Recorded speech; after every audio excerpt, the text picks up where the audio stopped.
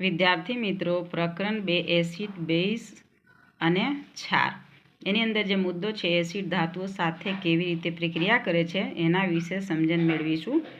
આ પ્રવૃત્તિ કરવા માટે વિદ્યાર્થી મિત્રો સાધનોને આકૃતિ પ્રમાણે ગોઠવીશું। અહીં તમે જોઈ શકો છો, આ સ્ટેન્ડ છે, આ કસ નળી છે, આ વિમોચન નળી છે, આ વોટર બાથ છે અને આ વોટર બાથની અંદર સાબુનું દ્રાવણ મૂકેલ છે।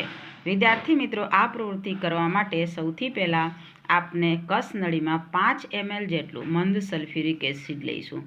પછી આ કસ નળીની અંદર દાનાદાર ઝીંકના ટુકડા ઉમેરીશું। જેમ દાનાદાર ઝીંકના ટુકડા ઉમેરીશું, ઝીંકની સપાટી પરથી વાયુના પરપોટા ઉત્પન્ન થાય છે। આ વાયુના પરપોટાને વિમોચન નળી દ્વારા સાબુના દ્રાવણમાંથી પસાર કરીશું। અહીં તમે વાયુના પરપોટા જોઈ શકો છો। પછી આ પરપોટા નજીક સળગતી મીણબત્તી લઈ જઈશું। જેમ સળગતી મીણબત્તી આ પરપોટા નજીક આવશે, આ વાયુનું ધડાકા સાથે દહન થાય છે। તો વિદ્યાર્થી મિત્રો, આ ધડાકા સાથે દહન કેમ થાય છે? કેમ કે આ જે વાયુના પરપોટા છે એ હાઇડ્રોજન વાયુ છે।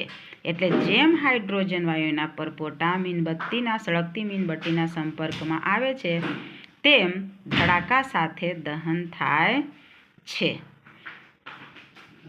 એટલે આ પ્રવૃત્તિના આધારે આપણે કહી શકીએ વિદ્યાર્થી મિત્રો, એસિડ ધાતુ સાથે પ્રક્રિયા કરીને ક્ષાર બનાવે છે અને હાઇડ્રોજન વાયુ ઉત્પન્ન થાય છે।